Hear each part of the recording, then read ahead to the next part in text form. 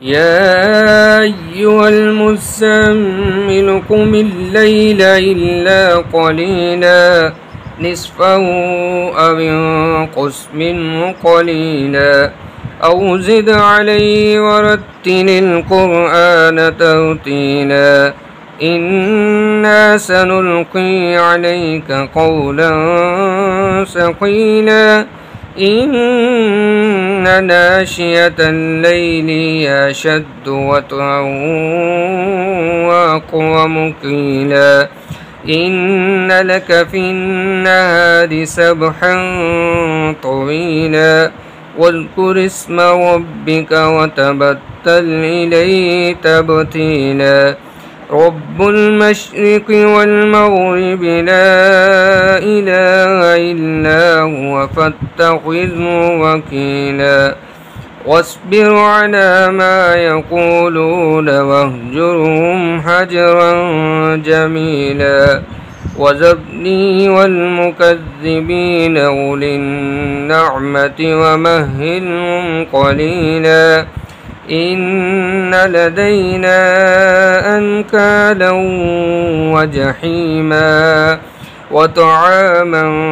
ذا غصة وعذابا عليما يوم ترجف الأرض والجبال وكانت الجبال كثيبا مهيلا إنا أرسلنا إليكم رسولا شاهدا عليكم كما أرسلنا إلى فرعون رسولا فعصى فرعون الرسول فأخذناه أخذا وبيلا فكيف تتقون إن كفرتم يوم يجعل الولدان فكيف تتقون إن كفرتم يوما يجعل الولدان شيبا السماء منفطر به كان وعده مفعولا إن هذه تذكرة فمن شاء اتخذ إلى ربه سبيلا إن ربك يعلم أنك تقوم أدنى من ثلثي الليل ونصفه وثلثه وطائفة من الذين معك والله يقدر الليل والنهار